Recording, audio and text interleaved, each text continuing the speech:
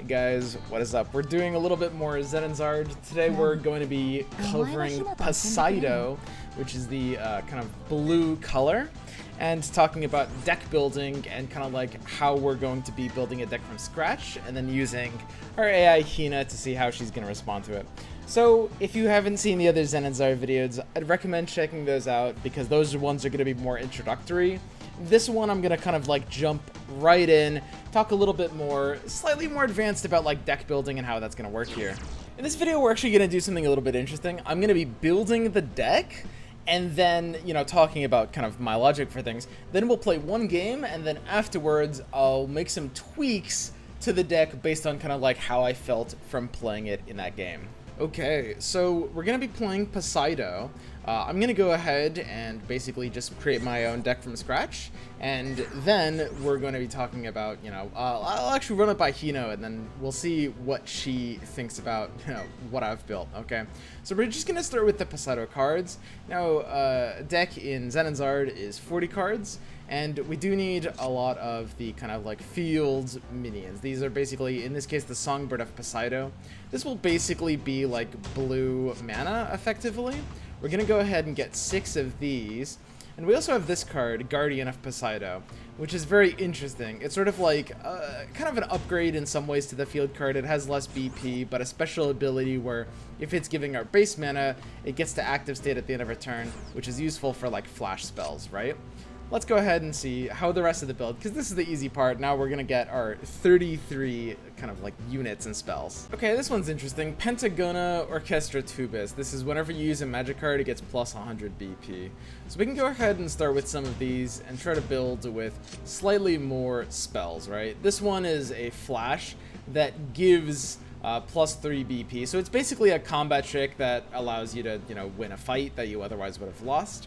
And it even has a little bit of Merfolk synergy, so we're just going to go ahead and throw 3 of these in here.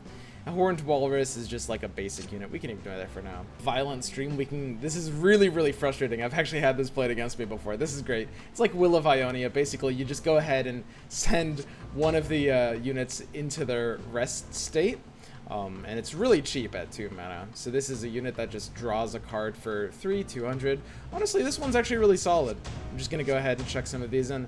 I'm going to try to use more Poseido cards than the basic cards for no other reason than to just sort of, you know, I mean, I want to do the Poseido one, and we've played with some of the basic cards in the last couple of videos, so I want to show off some new stuff. And this is a spell that is just very simple, 3 mana draw 2, kind of like what you'd expect. I'm also only going to put 2 of those in. Tidal Wave, it's a flash spell, move something to the rest state. Yep, we're just going to go ahead and go pretty spell heavy and see how that goes, because we are, you know, a spell synergy deck in this case. This one's interesting. Whenever one of your other minions deals damage, draw a card, it can't stack. So basically you can only have 1 of these on board for a value at a time. Definitely don't want 3 of that. And this one's Snake Ward, Infiltrate, a pretty unique effect where it can only be blocked by something of the same mana cost. That's actually quite interesting. In this case, that means it can only get blocked by something that costs 7 mana. I'm still probably only going to put 1 of these in. It's a 7-drop. It's not something you want to be drawing too many of, especially since I've got a lot of spells and draw power. Okay, so now we've got our Smoothers, looking for 12 more cards. I'm going to go ahead and put in these last 2, then we'll get into the neutrals for the kind of like Smoothers. I'm actually quite curious what Hina will have to say about our deck. So I quite like this card, Traveler of the Waste. Basically, it's a really cheap card, 1 mana. When you play it, you get to add one of the kind of like base field cards to your hand. In this case, that'll be the Songbird of Poseido. Let's actually go ahead and add 2 of these. Basically, they'll tutor us our land cards. I haven't actually played around with that much, but I've liked it when I've had it. So this is just a cheap draw card. Ooh, this is actually really cheap. 2 mana for 200. Just throw 1 point to each before it says. This is interesting, kind of heals both of them. When destroyed, all minions with 300 BP or lower are destroyed. Wow, you know what? That's probably not great competitively, but I gotta say, I love the idea of that. And here is Dancing Cutlass. Basically, it just like, it's a really good blocker because on your opponent's turn it gets plus 400. This is actually going to be a fairly slow deck. We don't have like super late game win conditions. I'm actually kind of curious. I think these both have pretty interesting playstyles, so I'm just gonna put them in. This is This is not meant to be super rational deck building, by the way. I just want to let you guys know that. These are just interesting cards that I actually haven't seen any of the opponents use, and I actually want to just try those two out. Alright, so this one's just basically immune to magic. This one for each of the forces that are destroyed. Okay, so it looks like for the most part, the base neutral set isn't going to be anything that's like too synergistic when attacking to try everything 400 or lower. Let's go ahead and look at how our curve is shaping out here. Got a lot of 2s, a lot of 3s. We're really, really, really light on 4s, right? So yeah, we're just going to go ahead and get a little bit. Bomb Wall is going to be really nice because it's just got a nice on-summon effect. We can easily jam 2 of those in, maybe even a 3rd one. This one basically just gives you a field minion, but it's really slow at 4 mana. It's usually going to be a little too late for when we actually want field minions. Then we've got Charged Hippo, which has the ability to basically wipe a board. Let's get a 3rd Bomb Wall in and a Charged Hippo. Because we've added in some of the field tutors, suddenly we need less of the actual field units. So I can take out one of the Songbirds of Poseidon and put in another one of the 4s. In this case, I'll just throw a Trihorn. The Resurge is actually kind of like nice and versatile. So let's go ahead and select which forces we actually want for this deck. So we really want the Force of the Phoenix, basically get the mana return to the active state. That's going to be really nice. Then we've got Chimera, which isn't going to be as useful here. All your minions that are not tokens return to the active state at the end of the turn. I don't really like that one. That's kind of like more aggressive, typically. Cost of 5 or higher, gain 1. Nope. During your turn. So this one's also pretty aggressive. Let's try to play for something that's a bit more control-y. Reduce the basic cost of magic cards in your hand by 2. There we go. Chiron. So Force of Rebirth Phoenix and Force of Insight Chiron. This is like the full like spellcaster pair, right? So this one's going to give us mana on the opponent's turn, and this one's going to reduce the mana cost of my spells. This might be overkill, but we're gonna go ahead and see. Alright, I'm not sure if this is redundant or synergistic. It's really hard to tell. So we've got our deck saved, and now we're gonna go ahead and select the deck, click this little button here, and we'll see what she has to say about it. Alright. Ooh, she doesn't want to change much. She just wants to add 1 Lush Bunny and a 3rd Traveler. Interesting. Lush Bunny is restore 1 point to your life and all your forces. So basically she's saying that she thinks it'll be a little bit too slow. And you know what? She's removing a Trihorn. I'm actually fine with that. Trihorn for Lush Bunny. You know what? I thought this would be a little more extreme. I'm actually very, very happy with this. These are 2 changes that I can totally get behind. I thought I was going to be disagreeing with her really, really massively. But I mean, to be honest, like I said, the second Dancing Cutlass was like kind of trolly. I was just like sort of wanting to see how it would go. Traveler of the Waste is a sweet card. And replacing the Rhino, I mean, you'll remember the Rhino I threw in just at the last minute anyway, right? It was just kind of whatever. The Lush Bunny will be interesting. Could be very similar. Alright, let's go ahead and try it out against a ranked opponent. So we get into our game here, and it turns out Hina actually pulled a fast one on me. We've got Ouroboros and Phoenix. So she switched us to Ouroboros. I actually didn't even see her do that when I took her changes. She apparently was thinking that Chiron and Phoenix was actually overkill, like I was saying. And the opponent's actually using Chiron, the magic cost reduction, as well as Cyclops for plus 100 BP. I also want to mention, for some reason, I just stumbled over that take like 3 or 4 times. So I've been sitting here for literally a couple of minutes just recording that take because I literally just messed up the words. But it's kind of like, it's nice that it's asynchronous, so there's no rope timer, right? Like, not only do you never have to deal with the opponent roping, but it is actually nice that, you know, you can just kind of like, you know, look away or go do something without having to like put it on hold. Alright, so she's saying to kick the 2 4s, this 2 controlling current. It's a trick, she maybe doesn't want it that early. She also wants to kick this. Now, I gotta say, this is like literally the most backwards thing ever. She wants to keep the 7 mana, and she wants to kick this like 2 mana synergy unit as well as this 4. I'm not gonna lie, I really couldn't disagree with this one more, Hina. I'm gonna go ahead and keep our field unit. I'm gonna keep our 2 as well as our 4 and our 2 spell in this case. So we're gonna kick the 7 and the 4. Yeah, her mulligans are super weird. Like, most of her plays I can get behind, but these mulligans, she really wants to keep these expensive cards. Okay? She wants to just place them the neutral mana, and I'm down for that. There's no reason to play our field unit yet.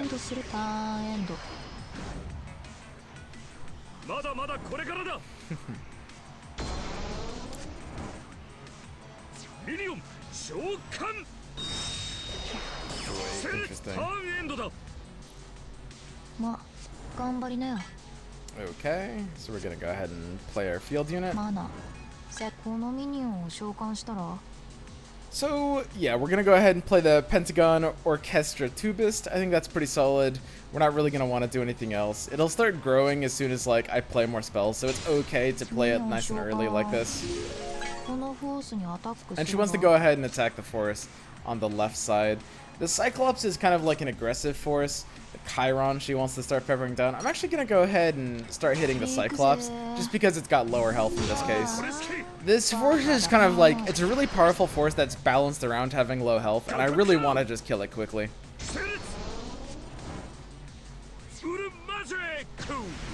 Okay, a pleasant tone. So basically just getting a couple of the mermen here.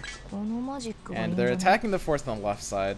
So she wants to use controlling currents to basically just go ahead and, you know, combat trick this out. And I'm pretty down with this. I mean, we need to play our spells aggressively anyway, so our Tubist can start growing on her own. So we're just going to go ahead and buff our unit. And keep in mind, the flash step happens before block. So if we just wanted to block without flash, we'd decline the flash and then take the block.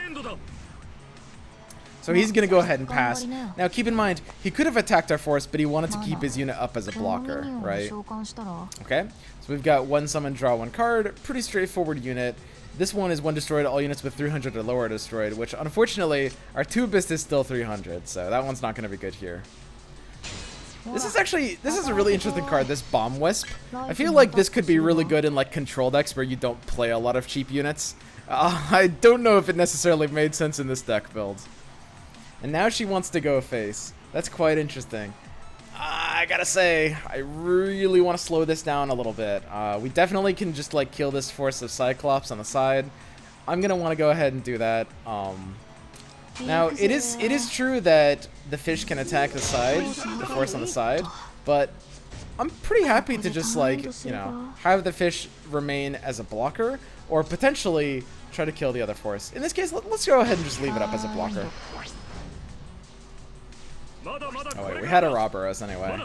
I forgot about Ouroboros. So Ouroboros means that we can attack and block, so we didn't need to keep it up as a blocker. Okay. Well, his Jui finally came out. Cost 5 or lower into the base, go into the rest state. Interesting. So it's just 500 BP. That's pretty straightforward. So we've got our Songbird here. We can go ahead and get up to the 4th mana point. And now we've got Bomb Wall, which allows us to potentially just, you know, basically kill a unit here. She wants to send the Whitefin Dolphin to bench. Does she want to play this? Whenever one of your other minions deals damage, draw a card. Interesting. She wants to basically neutralize this board and stop this, like, 5/5 from doing much.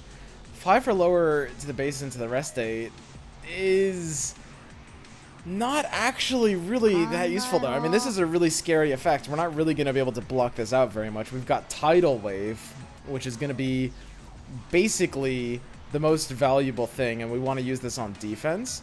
I think I'd rather, instead of sending this back, I'd rather just play the Bomb Wall here and basically just make sure we're destroying the side minions. So the Bomb Wall's ability will trigger just killing this side thing for free. And now she wants to end the turn because the Bomb Wall has 500, which means it has the ability to block. And it's got 0 DP. It's a very defensive unit, right? This is like a control unit. It's 4 for 500, which is great. It destroys a minion, but it can't really deal damage to the face or anything. I just want to leave it up as a blocker. So yeah, we're just going to go ahead and pass here. There's no reason to take any attacks. They've got a pretty strong blocker. But because we have Force of Rebirth, this means that we have the ability to play full mana. We play for our spells here, so we can go ahead and trick out. They sent our 500 back, so what we're going to do is we're going to Controlling Current. We're going to go ahead and buff. Presumably, she wants to buff this one, and that's because this one is a mermaid? No, it's a beast. Why does she want to buff this one? She wants to trade it off? Interesting. I'll follow her lead on this one. Okay. And now they're flashing as well, which makes sense. I expected them to. They've got the mana for it. And now that they sent us to base 2, we're just going to go ahead and pass here. Unfortunately, we don't have a blocker anymore. So we're taking 2 to face. This is actually a pretty scary deck. I think this guy has, like, a properly well-built deck. Like, this Joy coming out this early is actually really powerful. And it's growing in size as well.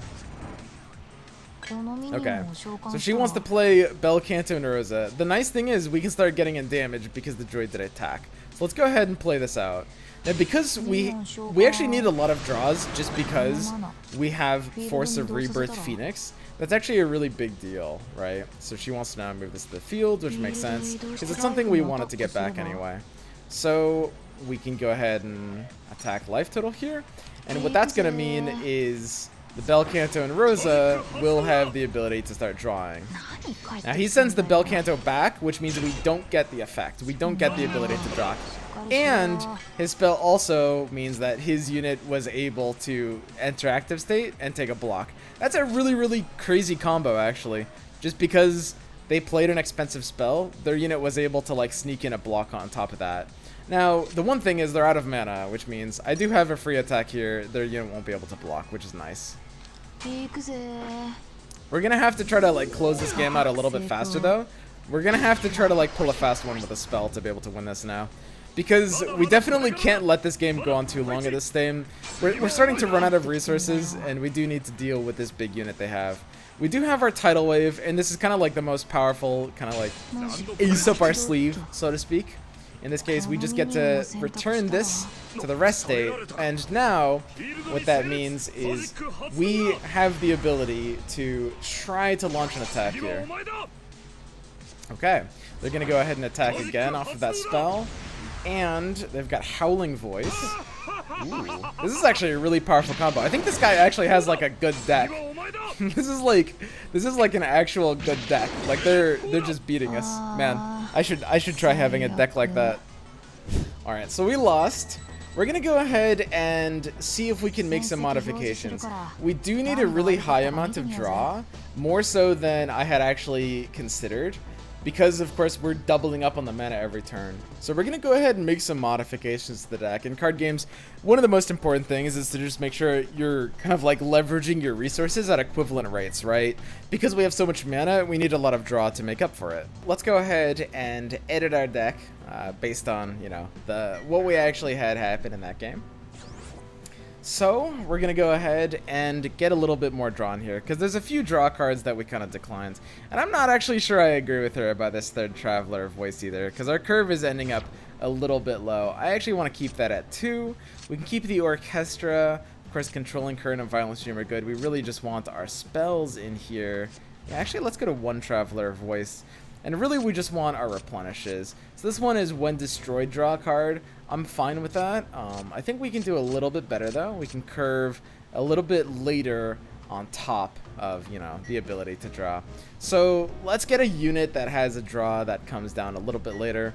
I liked the 5-mana one. Let's see if I can remember the name. What was it? It was this one, Two-Tailed Scorpion. A couple of these will actually do really nicely, just to make sure we're not running out of steam, because of course we are, you know, spending quite a lot.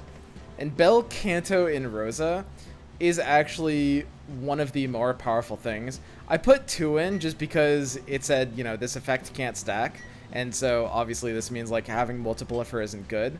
But she's actually so powerful, and in a, you know, in a 40 card deck we're not necessarily going to draw her. So it will be pretty important making sure we get it. Let's go ahead and put in the 3rd Bel Canto and Rosa instead of the 2nd Scorpion. Actually, let's go Scorpion instead of Bunny. So basically, the idea here is we're building around our Force. Since our Force just gives us so much mana, that's Force of the Phoenix, and we've got a lot of spells to be able to tap into it. We're going to go ahead and improve this deck by adding a little bit more draw here and more defensive capability. We do want to kind of like control at the game, make sure we're gaining enough advantage with our units, and make sure that we're able to sell it out. Okay, so this should do much better. Let's go ahead, and now that I've made those changes, I'm curious if she will change anything back, since after that last game she might have actually changed her opinion on something. she still wants to add in these 2 cards, but now she's recommending this one, which is Duskers the Devastator. The basic cost of this card while in your hand is reduced by 1 for each minion that is on the field. So basically, if we're able to swarm it, if we have 4 minions on the field, if it's 2 and 2, then it's 4. Ooh, so this can work well for like clogged out boards. I don't think that's really going to be good for me. Let's just go ahead and decline this advice for now. We're going to go ahead and just try to add in enough draw so that we can, you know, go ahead, so that we can just have like a more reliable time winning these games. All right, but yeah, I'm reasonably happy with where we ended up here. We've got a pretty good curve, a solid kind of like general game plan with this deck. I'm still not sure about the force of Ouroboros. I actually really do want to try some other forces in the other colors that we'll try out in later videos. But overall, this was just kind of like, you know, trying out Poseidon and getting in a little bit more into the specifics of how the deck building aspect works in Zenonzard. Alright, anyway, that's gonna be it for me this time. Next time, we're actually gonna do something a little bit different and try out some of the additional modes that we can play in Zenonzard. So you can try downloading Zenonzard now from the links in the pinned comment to participate in the ongoing July events, where you can earn up to 240 of the 500 cards for free.